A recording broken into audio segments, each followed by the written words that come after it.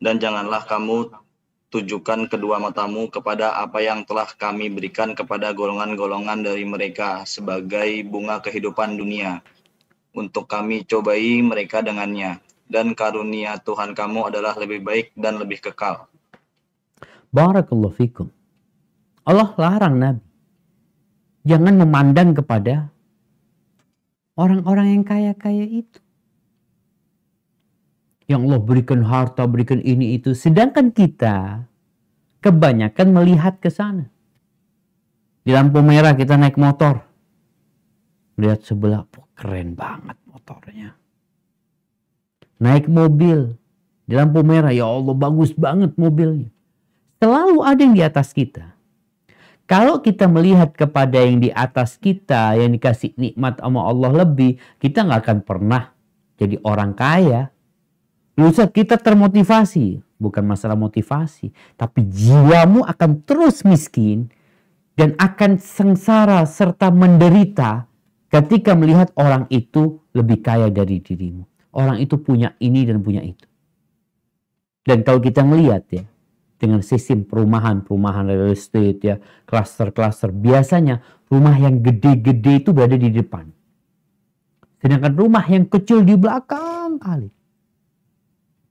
Jadi orang miskin nih, tiap hari yang dia lihat orang yang lebih dari dia. Kemudian dia ke rumahnya seakan-akan orang paling sengsara.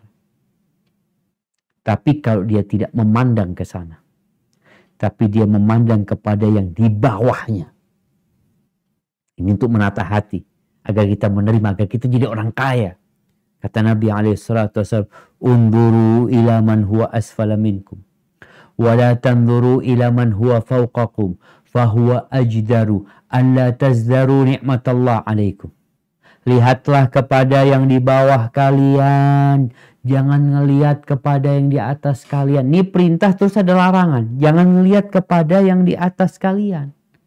Kenapa? Karena hal itu akan lebih pantas buat kalian untuk tidak meremehkan nikmat yang Allah berikan kepada kalian.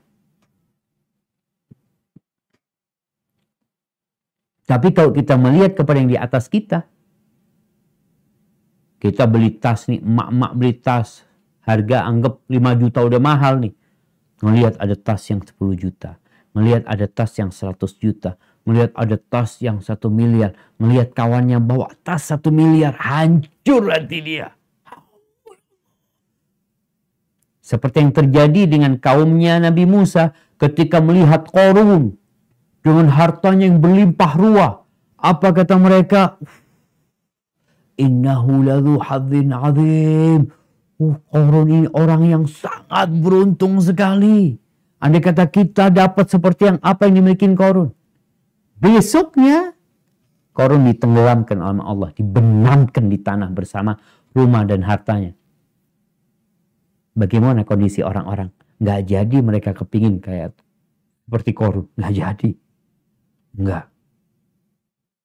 Maka wasiat Nabi SAW, lihatlah kepada yang di bawah kita. Supaya kita jadi orang kaya. Orang yang menerima.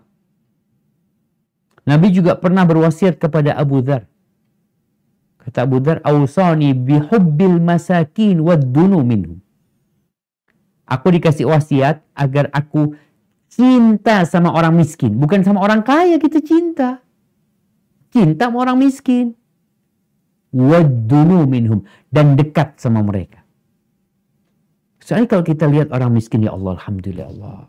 Ternyata ana lebih nikmat dari dia, Allah. Mending ana alhamdulillah dengan PPKM ini Ustaz, dengan rajin puasa Senin Kamis. Tapi fulan puasa Daud karena sehari ada yang dimakan, sehari nggak ada yang dimakan. Kemudian cara yang ketiga, berlindung, berdoa, minta sama Allah. Minta apa? Minta hati yang selamat. Allahumma inni as'aluka qalban saliman. Ya Allah, minta kepadamu hati yang selamat ya Allah. Kemudian di doa yang lain Nabi SAW dalam hadis riwayat Nasa'i, beliau berdoa mengatakan, Allahumma inni a'udzubika min ilmin la yanfa. Ya Allah, aku berlindung kepadamu dari ilmu yang tidak bermanfaat. wa min qalbin la yakhsha, dan dari hati yang tidak tunduk, wa min nafsin la tashba, dan dari jiwa yang gak ada puas-puasnya, wa min du'ain la yusma, dan aku berlindung kepadamu dari doa yang tidak diijabahi. Allahumma inni a'udzubika min haula'il arba. Ya Allah, aku berlindung kepadamu dari 4 perkara tadi. Punya ilmu gak bermanfaat, apa gunanya? Jiwa gak ada kenyang-kenyangnya. Hati gak khusyuk, gak tunduk. Doa gak dikabul.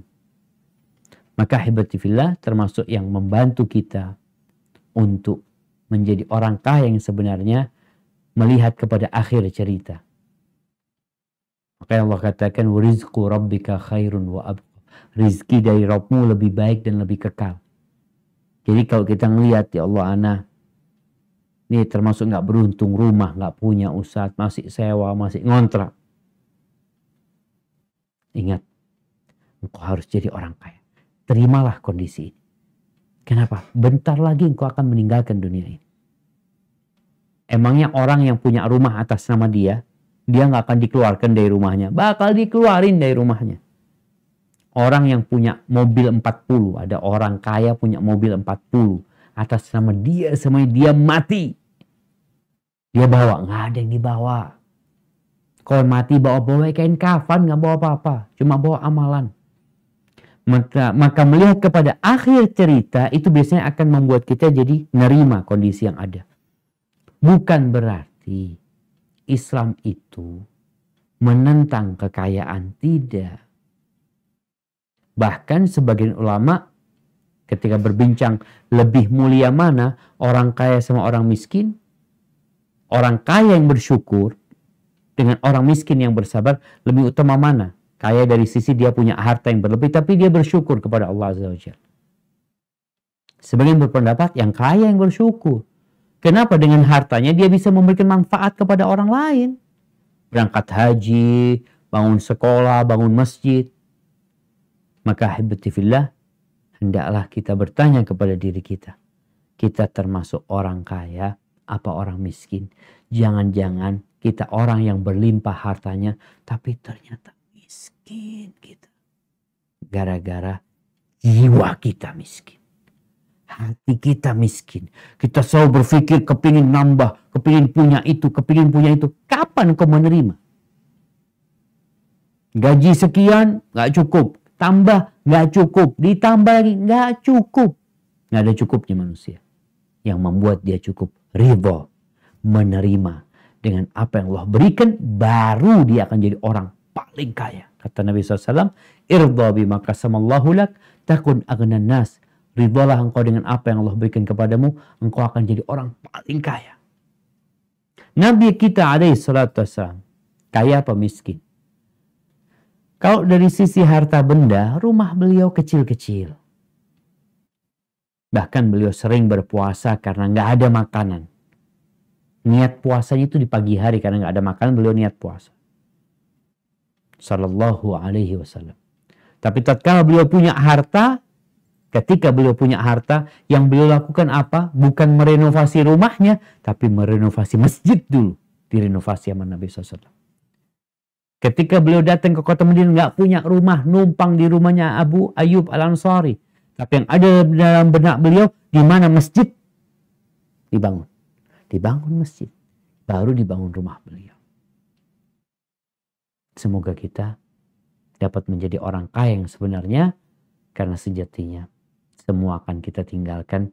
Yang kita bawa adalah hati kita, jantung kita, dan amal soleh yang kita lakukan.